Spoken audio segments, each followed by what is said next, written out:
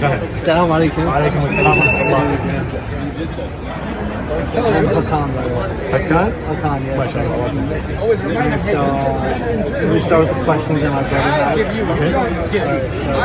So, why do Shias not accept the written works of Imam Muhammad Bukhari?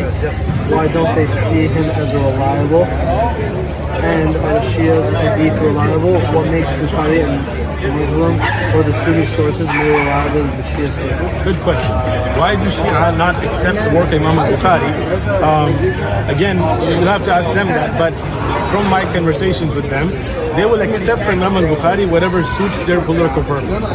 So many times in debates they'll use Imam Bukhari as an evidence, a hadith recorded by Imam Bukhari, when it helps their case. And when it doesn't, then they reject it. So that's not a principle that we use. Ahl Sunnah, we use a principle of jarh wa ta'deel. They're considered Muslim, right? So let's get there. Let me get to your first question first, right? So when we talk about how a hadith are acceptable, we don't care if it's Bukhari or Muslim or Dawud ibn Majah. That's not how we have principles, right? And my master's is this, right? So in basics, we have 5 conditions. Right? The narrator should have good moral character. The narrator should have good memory. The chain of narration should be connected. The wording should not have any textual defects, and the wording should not be contradicted by that which is strong. If it meets it, that's a Sahih hadith, and we accept it. No matter if it's Tirmidhi or Ibn Majah, Imam Bukhari has additional and very strict criteria to respect that work. Others, they don't respect it because of political reasons, right? But if you look at the principles of accepting hadith, no doubt Bukhari is accepted. Now, what about Shia? They have, like, for example, a book called Al-Kafi, right? Which is one they quote many times, where they report a hadith from a donkey. A donkey reports from another donkey, which is the donkey of the Prophet ﷺ, all the way to the donkey of Nuh alayhi salam. Donkeys narrating hadith. So I don't know how you judge the reliability of the narrator. Like, how do you know if a donkey is moral or not? How do you know if a donkey has good memory? Do you, like, put some carrots somewhere and then come back and see if you found them? I don't know. Right? So we don't accept a hadith based on political. We based on a criteria. Criteria on the chain of narration. Those 5 conditions are the basics, and then you have more stringent criteria for Bukhari and Muslim and so on. So those are hadith are reliable. Secondly, your question whether they're Muslim or not. Well, what we can say is what a Muslim is somebody who submits their will to their Creator, somebody who worships none but Allah, who asks help from none but Allah, unseen help, the one who accepts the Prophet Muhammad as the last prophet. This is all part of being Muslim, right? Yeah. So when we say we submit, that means everything Allah has ordered we submit to. And Allah says about the Sahaba radiallahu anhu, that Allah is praised with them and they are praised with Allah, then we accept this in the Quran. We believe the Sahaba to be good, right? So when the Prophet ﷺ praised Abu Bakr and Umar and Uthman and Ali and Hassan and Hussein radiallahu anhu, we love them all. The Shia, they don't, right? They will curse Abu Bakr, they will curse Umar, they will curse Aisha radiallahu anha, the most beloved. Let me ask you a question. People would run straight from that to actually believe in things like this too. But then you are not accepting what Allah has ordained, right?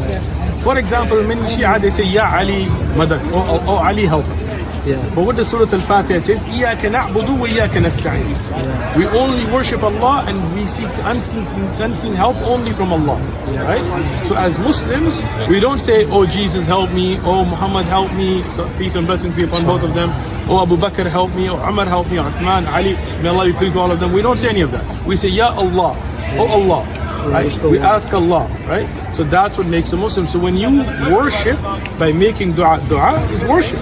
And when you worship other than Allah, when you supplicate to somebody other than Allah, whether you call yourself Shia or Qadiani or whatever else you want to call yourself, Sufis, whatever else, right? It takes you away from the essence of a Muslim, which is in Surah Al-Fatiha. Let me ask you a question. So we consider Islam to be an unchanged religion, of course. Text. Yes. It being unchanged by text doesn't mean that different philosophies could come from it and the way people live is different. Of course. That's why the Prophet ﷺ said the Ummah will split into 73 sects. Only one of them will be in the Jannah. The rest will be in the Nar, right? Yeah, but if it was a perfect enough religion, wouldn't have all these different philosophies. The same thing happened with Christianity. But the religion is perfect. Oh, the Christians The the same thing. Excellent. Then we'd ask them, show us a manuscript of the Bible of Jesus. Yeah. Right? When did their Bible get compiled? Who is the author of Hebrew, for example? As a Muslim, do you believe in the Bible or do you believe We believe in the Injil, which was revealed to Isa, to Jesus. Today, that is not between our hands today. Today, what is written, Yeah, but why did they make the religion false? because they've added to the religion from their own self. Yeah, but Muslims are trying to say. No, in the Quran is preserved. Well, if you want- but you have some people that Again, like a person can call themselves anything and make up anything. But if you want to follow the religion as it was followed by the Prophet Muhammad, peace and blessings be upon him, we have the Quran preserved. This brother here memorized the whole Quran, letter by letter, word by word. Show us a Christian that's done that, right? Not just him, we have other brothers here. Yeah, the Bible is a bunch of books, so it's not. Quran is a bunch of surah, chapters. It's I mean, one compiled size-wise, they're comparable. I feel like devotion to a text obviously shouldn't be the measure in which No, but someone preservation of the text, right? Today, we don't know what was the original message of Jesus, word by word, letter by letter. Right? We as Muslims know what it was, is in the Quran, not just watered down, but added and subtracted, right? You have the Catholic Bible that has a different number of chapters from the Protestant Bible. You have the Book of Mormon. You have different translations that take out verses, that add verses, like the Jehovah's Witness translation. So all of that, even if you go to the original Greek text, we don't even know who wrote them. Right. And none of them are from the time of Jesus, peace and blessings. Unlike Islam. In Islam, the language of the Prophet ﷺ, the Quran was revealed in Arabic, in the Arabic pure Fusha language. We, even as a non-Arab, I learned it, right? And we read and understand it. Do you think the Arabic at that time and Arabic today is different? The Fusha is the same. Classic Arabic is the same. We study Quranic Arabic. Street Arabic may change, but that doesn't matter to us, right? Now, that Quran was memorized by the companions, and we can name those companions, we can give their biographies, who memorized one after the other till our time. So what we can say is that actual message that was revealed to the Prophet Muhammad sallallahu alaihi wasallam, how he prayed, how he fasted, we have that preserved, and whoever wants to follow the truth can. Whoever doesn't, and it's up to them. But with Christianity, that time is up. You cannot tell me today exactly what Jesus said. Why? Because you have no carbon dated manuscripts from the time. You have nobody who memorized it. You have no chains recording it all the way back. That's like why. A bunch of gaps. Exactly, right? I mean, I have a bunch of books I can show you, but this is a short answer. But I guess my question too is, I don't know, like the measurements to me are devotion to a text, preservation of a text. Okay. You know, how long those things have been around, to me, are in. I mean, I guess there's some of the building blocks of religion, of course they are, but I think there's more to it. Like, Sure. Is it that Islam focuses a lot on text, and that's why it's seen as? No, that's just one aspect. Let's go to the first, the core belief. Right? Now, you're not Muslim, right? No. If we say there is one great creator that created the entire universe, he's not a man, he's not a woman, he's not a child, he's not white, he's not black, he's above all of that. As the Quran says, لَيْسَ كَمِثْلِهِ شَيْءٍ, there is nothing we can compare to Allah. What we know about our creator is whatever he said about himself. That's it, right? We don't say that guy is na'udhu billah, like that guy is God, right? Like we don't say that, right? Rather, we say that God, the creator, Allah is something greater than all of that, greater than all the creation, above all of that, right? Doesn't that make sense? Yeah. Okay. That great creator loves us. He created us. He sent guidance for us in the way of prophets. Okay. Adam, Moses, Abraham, Jesus, Muhammad, peace be upon all of them. Their base message is one message, right? That's what we call the one message foundation, right? Believe in that one creator. Don't worship idols. Be good to your neighbors. Don't kill. Don't steal. All of them brought the same message. Does that make sense? Yes, that leads you to. Like, I want to go on a tangent. Not yet. Okay. We'll do your tangent, no worry. But let me just finish one, right?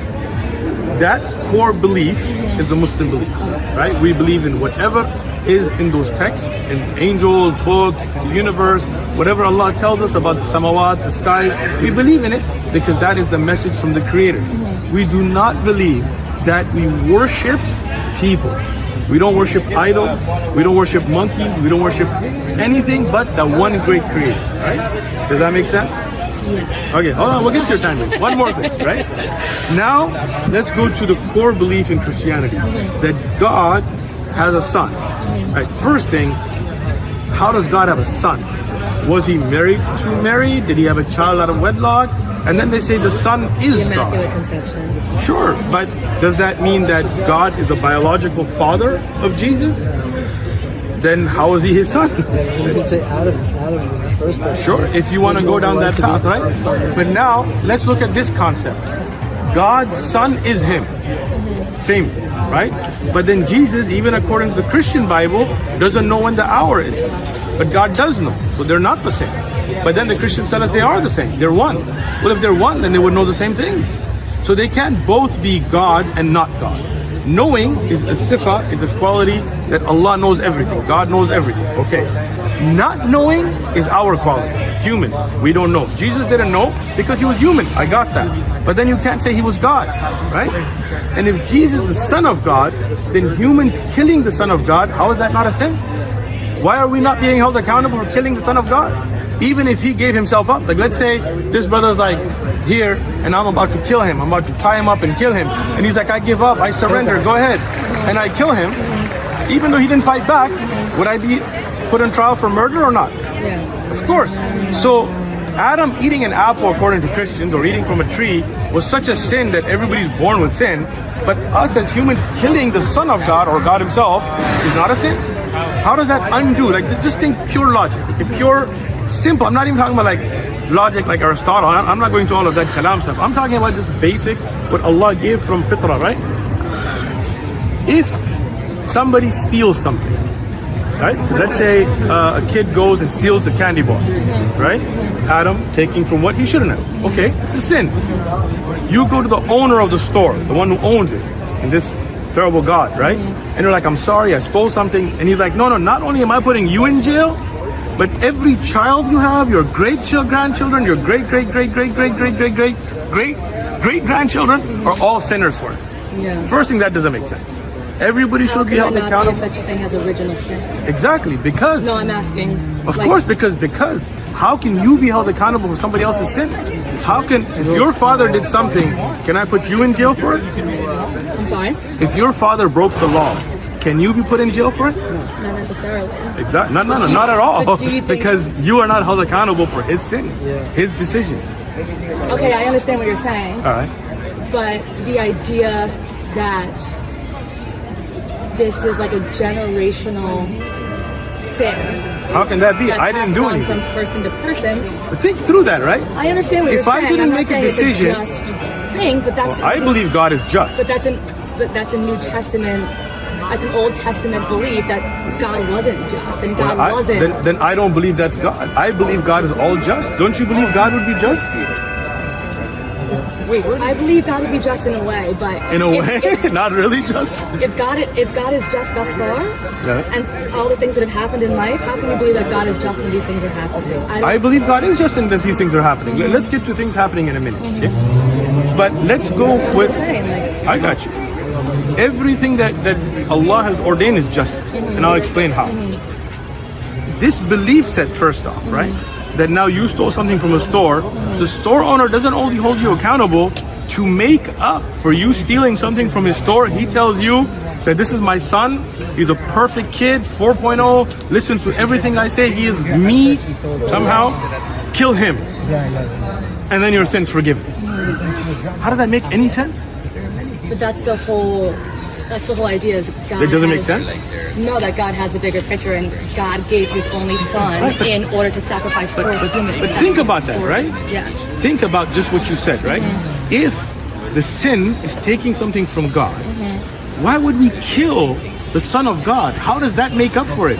God could forgive us, like in Islam we believe. He's already done that, though. Then why do we need to kill the Son? There has to be, then why do we need to kill the Son?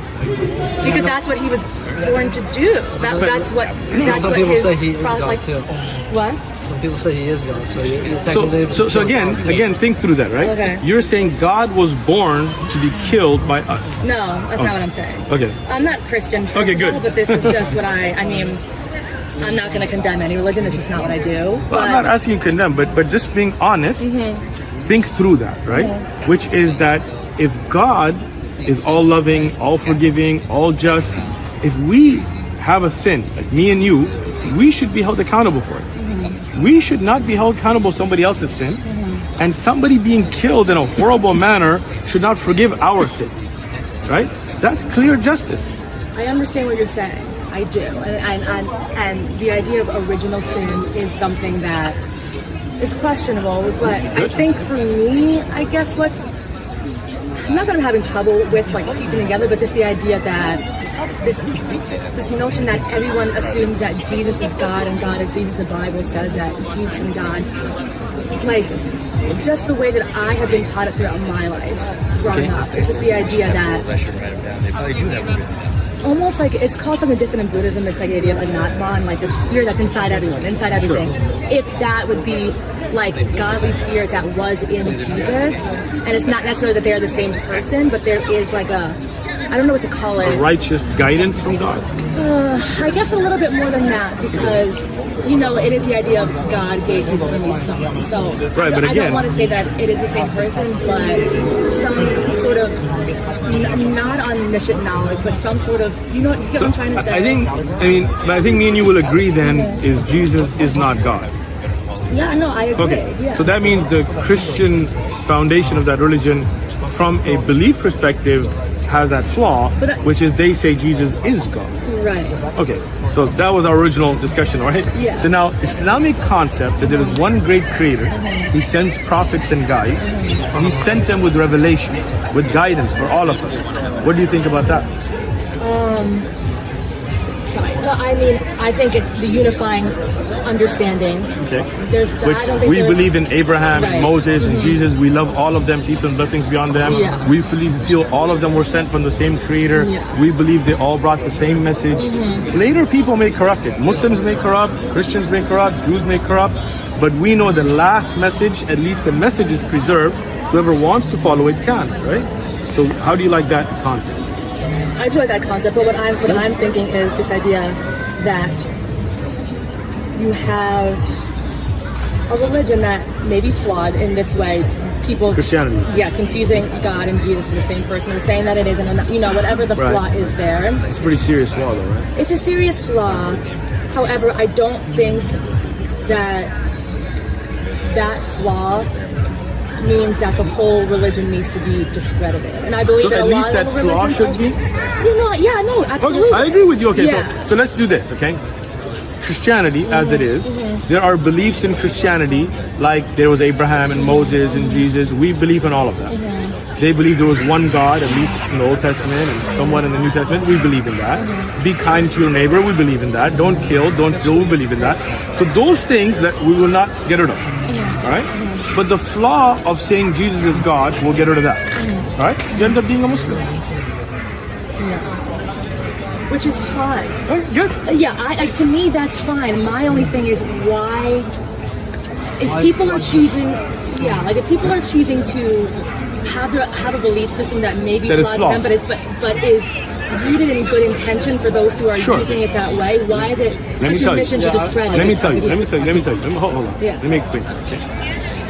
Let's say I have a good intent, and I think the world's overpopulated, and with the intent to help humanity, I want to kill 100 million people. I'm not saying I do. I'm just saying, let's say. Yeah. Even though my intent may be good, but that action is wrong. Okay? So you have to condemn my action, even if my intent is good.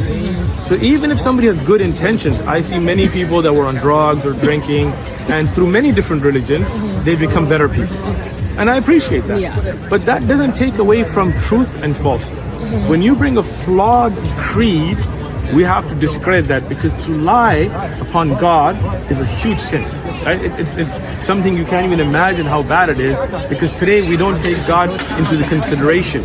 Right? Today we kind of think in a mindset as if there is no God. That's why if somebody steals, we see that as something bad. But if somebody lies about God or worships other than God, we kind of brush over it as humanity.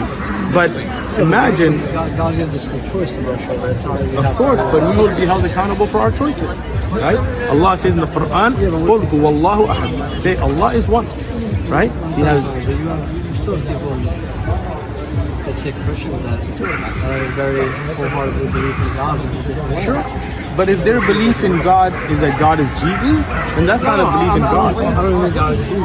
I agree with you. They believe through Christianity. No, but again, what does that mean, belief through Christianity? Because the Christian faith today teaches us. Christ is the focal point of the religion. But again, does that mean they say Jesus is God? No, I'm saying that there are Christians that don't say Jesus is God. Who's that? Let's meet some. I haven't met any. I mean, There are a lot of I've people never, Let's see him. growing up through with the teaching that I learned, I've never, maybe I wasn't paying super attention, but I've never heard the idea that Jesus and God are the same person. It's always described as Jesus, Son of God. Have you watched our videos? Okay, you gotta go and watch our videos. Okay. Right? So we have debates with many famous Christian apologists that will clearly, David Wood, Anthony, Sam, they clearly say God and Jesus are the same person. One Right, person. but those people saying it, just like there are people That who are is saying all things, the Christians I've met. you know. The only Christian that I've heard of, and I've met only one, are the Unitarians, right? Yeah, Unitarians. Right? But Unitarians first are a very small minority today, right? Secondly, even with the Unitarians, what the problem gets to be is the core concepts of the Bible that they still promote are flawed, right? The whole idea, as we've already discussed, has a flawed base. So when you have a flawed base, look, we appreciate the good they may do, but we have to condemn any lies that are being put forward in the name of God. Even by a Muslim. If a Muslim lies on God, we have to condemn it, right? What I would say, every religion from the Abrahamic faiths, whether it's Judaism, Christianity, Sabianism, Islam, right? They have aspects of good. Why? Because from the same creator. That's what we believe. We accept those aspects. Love thy neighbor, no problem. You see the Prophet ﷺ, what he talks about, your neighbors and his rights and all of that. But why not take the non-flawed, the perfect preserved message that is the actual message of God that covers all those aspects anyway? If someone doesn't believe it, you can't say that. So then let's talk about why do they not believe it? No, I'm someone that believes it. I'm just saying, if you were to tell someone that Okay. it's from God, they'd be like, Oh, we can prove it. We got you. No problem. You watched our videos. How do you not know I this? already know. Alright. So let's prove whether the Quran is from God or not. Okay. The Quran has linguistic Arabic miracles, which we've got videos upon. It's got scientific miracles, which could not have been known by a man at the time. Right? It's a person to person. Brought the message, yeah. Brought the message. And who wrote the message? The Sahaba, yes. How do we know that the companions didn't hear it wrong? Excellent question. Because we have groups of Sahaba, large groups, that memorized it letter by letter, word by letter. They wrote it down, but they also memorized it. We have manuscripts we can compare today that are carbon dated to the lifetime of the Prophet Muhammad. We have people who can give you the chain from them who they memorized it all the way back to the Prophet Muhammad. All the Muslims in the world have one Quran. We may have different recitations. We have one Quran, right? Surah Al-Fatiha to An-Nas. Sure. That's just stupidity, right? Why is people writing that? I will explain it. Tashkil is a manuscript. It's a manuscript. Sana'a is a manuscript. The Birmingham Quran that's in England is a manuscript. Those work, I mean, we have a video on this. They show how the Birmingham Quran, for example, and Surah Al-Kahf today, you can recite them exactly the same. That actually proves the preservation. But the 32 or 59, or I don't know what number they're coming up with, these are recitations, right? Meaning how you recite. For example, when we say Malik Yawmiddin, or Maliki Yawmiddin, this is to elongate or not to elongate. Okay? That is not two Qur'ans, right? For example, here we say, how you all doing? Right? In the South, they may say, yo, how y'all doing? You see the stretching different phonetics, right? In the UK, they may say, like a small tea, right? We might say, would you like some tea, right? It'll be different in accents. Boston accent, thank you. South African accent, English, right? Southern accent, Northern accent. You got the New York accent. Boston got their own, right? California, we got dudes, we stretch things different, right? All of that doesn't mean a difference in text. Every Quran begins with Surah Al-Fatiha and with Surah Al-Nas. 114 chapters, right? So they're not different Qur'ans, they're different recitations, and even those methods of recitation have to be proven from the Prophet sallallahu alaihi wasallam. Right? So this is just a Christian missionary trick. When we went up to the table, or when we've had videos where we challenged them, one Qur'an, I can recite it all different ways, they won't even talk to us. Right? Why? Because we have evidence. Right? So now, this Quran was revealed to a man who couldn't read or write. Right? So how did the Prophet Muhammad, peace and blessings be upon him, who couldn't read or write, how did he know the moon and the sun and the planets are in orbit? How did he know sweet water and salt water touch but don't mix? He had never been to Indian salt water. How did he know about the phases of the fetus in the womb of the mother? Arabians were not Greeks or Romans even, right? These things we didn't even know, right? Till a few years ago, there was a debate whether the sun has an orbit or not, right? Today, scientists, researchers, doctors are becoming Muslim from reading the Quran. You can read the Bible, the Quran, the Bible and Science by Dr. Miras Bukai, right? He was a doctor and he saw these miracles and he wrote a book about it, right? So, how would the Prophet Muhammad, peace and blessings be upon him, know about these things, be able to come up with a book that was so eloquent that the poets of Arabia couldn't respond with even 10 verses or a verse like it, right? I mean, think about that, right?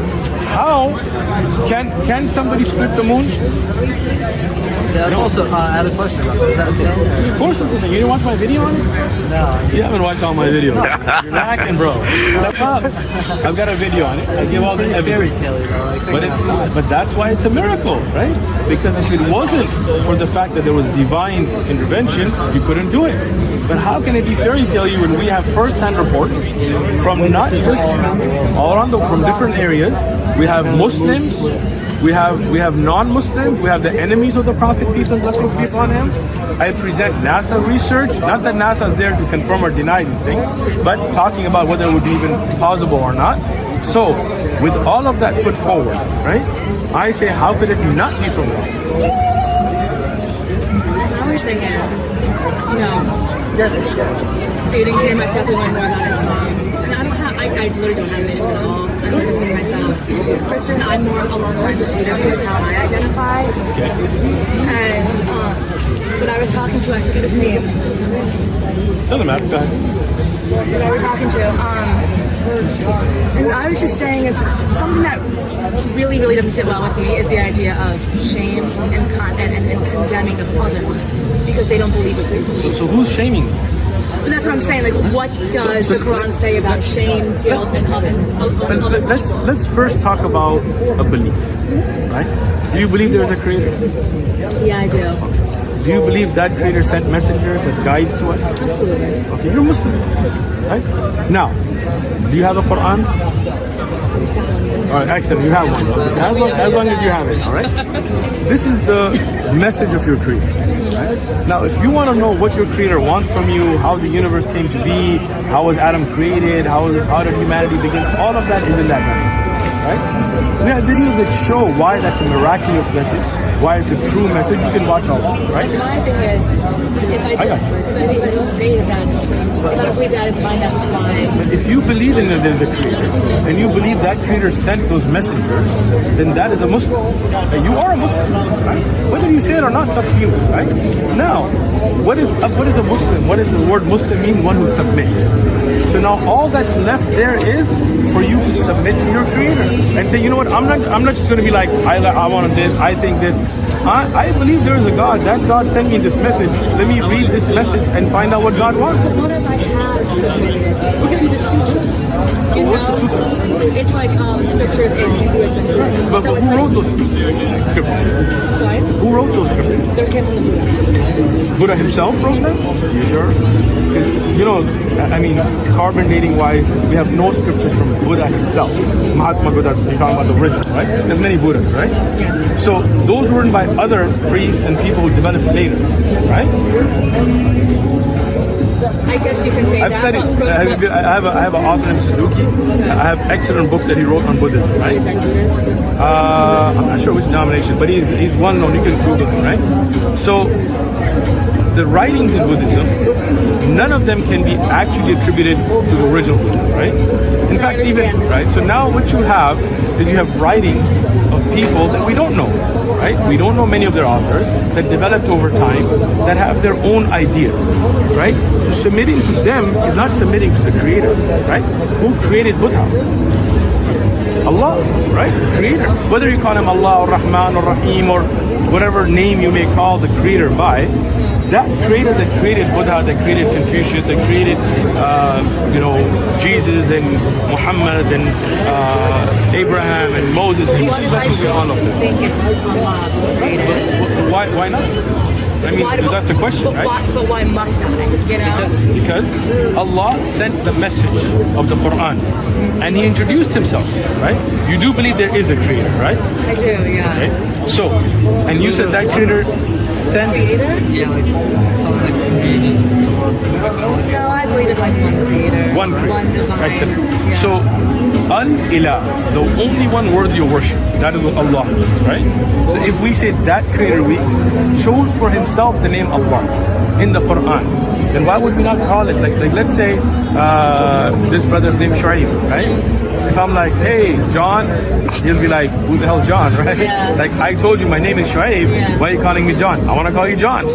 No, he chose the name Shu'aib, right? Allah introduced Himself as Allah, right? He introduced Himself as Ar-Rahman, Ar-Rahim, the most merciful, the most forgiving, and other names in different languages and different prophets were given. We call Him by those names. But that's not really the issue. The issue is when you know there is a Creator and you know that Creator sent you a message, then don't you think it's upon us to follow that message? Yeah, but what if I believe the message that was sent was not sent to me by Allah? Excellent. Yeah. So, where was the Quran from? Where did it come from? Okay, so that's we have to investigate, right? So, how can a man named Muhammad in a desert, peace be upon him, who could not read or write, have written such a book? Sounds like a miracle. Exactly, right? So, why don't you do this? Investigate the Quran. He has my channel. He'll send you some videos. We watch the bar, but my thing is, why can I not settle into my belief and have peace and you settle into yours? Like, you know, for me it's not The like reason is, it's not about my belief and your belief. right. It's about truth and reality, right? Okay. Meaning, if 2 plus 2 is 4, right? And he comes and tells me 2 plus 2 is 5, right? And he says, look, I'm comfortable with that, right? I can't tell him, yeah, you're right. Because if 2 plus 2 is 4, it's 4. You can believe anything you want, right? Now, in Islam, it's not, I didn't choose my belief set. I submitted myself to the Creator. So when you find out about the Quran, about the miracles of the Prophet Muhammad, peace and blessings be upon him, and I'm not talking about miracles like, oh, this guy flew in the air or something. I mean miracles that can be verified historically, documentation-wise, chain, sanad-wise. Then it's upon me and you and all of us to submit ourselves to our Creator. So, question. Go ahead. You're saying that 2 plus 2 equals 4. Yes, That's it. It's 4. I think so. That's what I'm saying, but how can I not?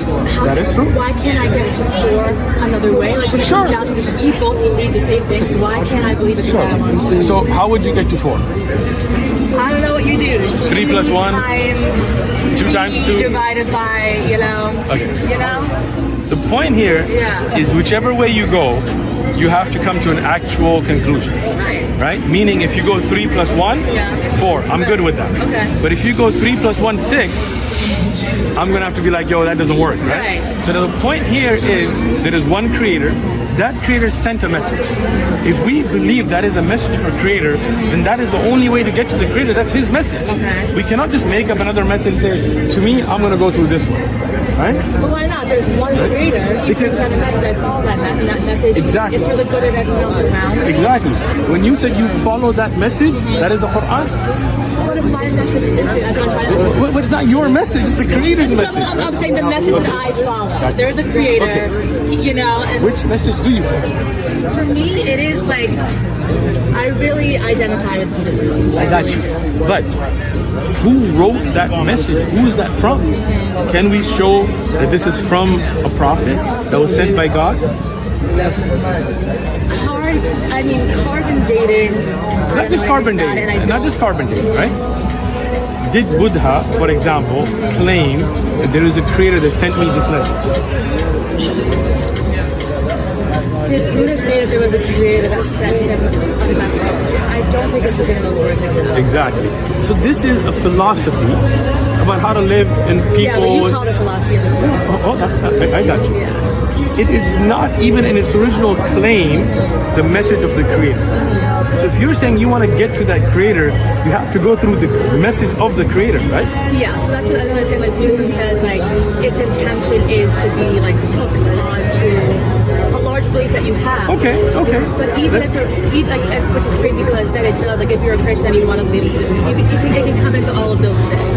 Okay, so let's leave the hooking for now, Yeah. right? But that large belief, right? That actual belief message from the creator. Let's talk about that. So that, as I have demonstrated, and you can research yourself and watch videos, is a message from the creator. So first thing is to know that message, right? So read the Quran, watch those videos, learn what that message from the creator is, and then we can come back and iron out anything that, you know, whether Buddhism, Islam, or all of that. How's that? I mean, I like it. I guess my biggest thing, my only thing is that I'm really, like, hung up on is this idea. Like I said, it's, you know, it's just like, I believe what I believe. You believe what you believe. To me, I don't feel like I need to go over and tell someone, like... I'm not going over time. No, that's not what I think, but I'm just saying... That's the question is, I don't believe what I believe because it just makes sense to me. I believe what I believe and I submit it to that message, to the creator, right? Why don't you read it first, the Quran, and then come back, and if that message we can prove to you... We're about a 6 hour flight away. You can call me, don't worry about it. You got videos, you got your brother, right? Yeah. Look, watch the videos about the moon splitting, about the Quran, the miracles of the Quran, right? Once you realize that that is the words, the message of the creator, read it, right?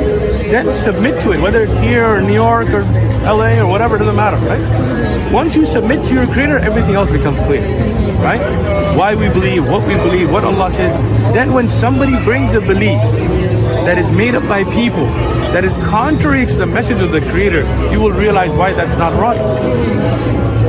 Cool? All right, read up. We'll come back. Thank you. In a couple, I don't know. Anytime. Once I finish reading. Anytime. Why do natural disasters happen? Allah has ordained that we be tested. This life is a test, right? And that is in fairness and justice. I'll explain it, right? This life wasn't meant forever, right? We are just passing through a stage. We were souls, then we had a stage when we were in the womb of the mother, then we were at a stage where we are in the womb of this earth, then we will be in a stage, we'll be in the womb of the grave, and then they will be raised for the everlasting life. So this life is all tested, right? Some people get tested by wealth, like the Pharaoh, Fir'aun. He was rich and powerful, that was his test, to see if he'll be just, if he'll accept the truth in wealth. Some people are tested with being poor. Some people are tested with health, by being sick. Some people are tested by strength. Let me ask you a question. The test isn't always fair, though. Of course it's fair. Why is it not fair? It's my religious hat. Don't wear a religious hat, just go with it. Yeah, just go with the flow that says God is unjust, right? Of course. So let me give you an example. He does is just, right? Of course. So, do you have... Yeah, like why Of course. Let me explain it. Let me explain it. Yeah. look, Allah, you don't have a contract with Allah that you will have wealth and health and all of that. Whatever Allah gives you is from Allah, right? You don't have a right to it, right? Yeah. And whatever Allah gives you, you will be held accountable, right? So if somebody doesn't have eyes, He knows what he's going to give you too, right? of course, Allah knows everything, but it's your responsibility on how you will act, and you will be judged. He's not he's aware of it. Allah knows everything, but He's not forcing you to make a decision. Okay? Let me explain it, right? Take it step by step. He knows by decision. Of course, but does that mean you didn't make the decision? No, I mean that. But still, he knows. Let me give you an example. We're jumping off subject. Yeah, but not being just. yeah, Like, but let's stick to the justice, then I'll get to qadr. I know where you're going. Okay. For example, if somebody's born without eyes, they can't see. It seems unjust in this world. Right? It seems harsh, right? But did he have some kind of contract that you're going to be born with eyes? No. Allah chose to give him a life without eyes. On the day of judgment, when the rest of us that have eyes are being held accountable for the sins we did with our eyes, how we used our eyes, that person will have no judgment for him. That day, that person will be happy. He'll be like, look, I didn't have to give an answer. In Jannah, in the everlasting life, he will see anyway, right? So the things we see as unjust is because we don't think of this life as being a test. And every hardship that you're born with or are in will give you an ease. Yeah, but you have people that are born with hardship, that face hardship. Of course. They die with hardship. How? And then what? And then what? After death, then what? And then what? Right? Life here was extremely. Tell you, in this life was harsh, right? Yeah, so and if in why those was the harsh life? So, excellent. Let me explain.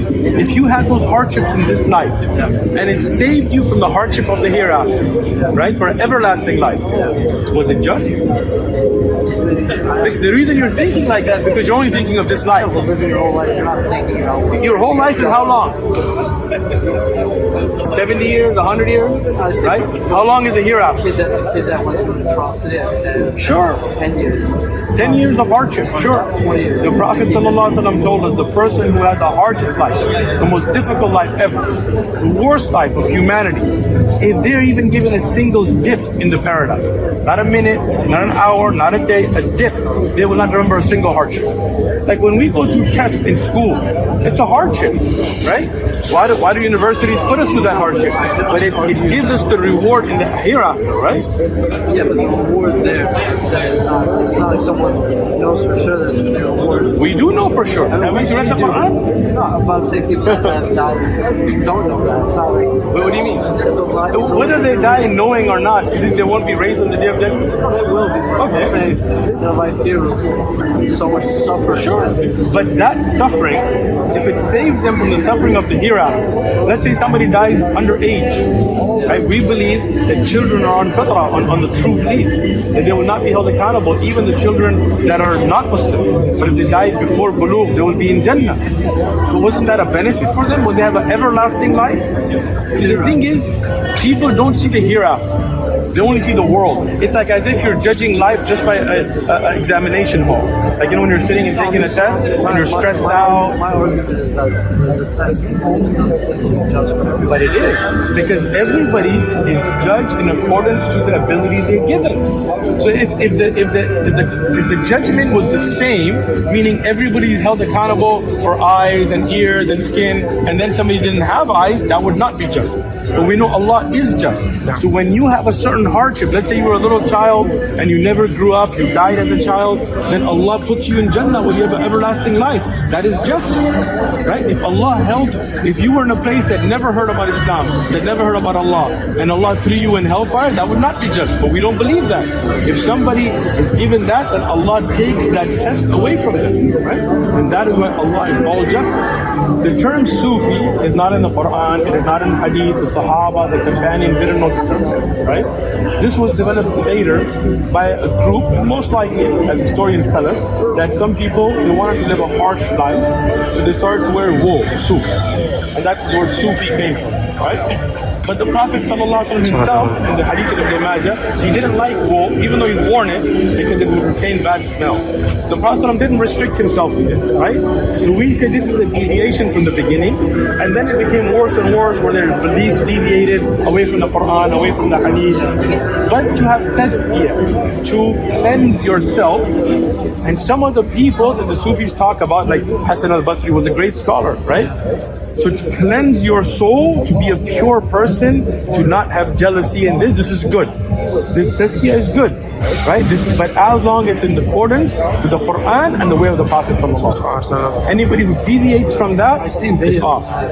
Yeah, all that dancing, jumping, backflips, and all that stuff they do, the barking, not in Islam. Is that haram too? It's haram. Every bid'ah, every innovation is a misguidance. So if you want to cleanse yourself, we have the best example, the Prophet Muhammad. Peace and blessings be upon him. Allah knows everything. Allah is so great. He knows what is, what was, what will be, what could have been, what would never have been, all of them, right? But Allah doesn't force you to make your decisions. Whatever is forced on you, you are not held accountable. Like if I'm forced with this skin color, this will not give me reward or harm. If you or you or you or you are with a different skin color, it does not make me closer or further from God. It doesn't make me better or worse, because that's something I don't have a decision. It's not your actions. If it rains today or it doesn't rain, that's the will of Allah. I am not held accountable for that. Yeah, but you wouldn't say my decisions are part of the will of Allah. Let me get to it. Allah gives you choices, right? And you will make that choice. And you will be held accountable for your choice. Okay? Allah does not force you to make that choice. But from the greatness of Allah is that He knows what will happen. I'll give you an easy example. Okay? Let's say I time travel, right? And I go into the future, and I see, I'm just using an example, I don't get it, right? I see you slap him unconscious, right? You just stepped on your toe, you're like, those are my new shoes, right? You slap him, it's a joke. That's what she wants. It's a joke, it's a joke. Let's say that, right? And I come back now, right? I have seen this will happen. Did I force you to do it? You made that decision. Even if I knew, because I saw the future, doesn't mean that it wasn't your choice. So Allah knowing what you will do does not mean that you don't have choice. You have choice, you will make a choice, Allah will hold you accountable for your choice, and Allah gives you guidance to make the right choice. That's it.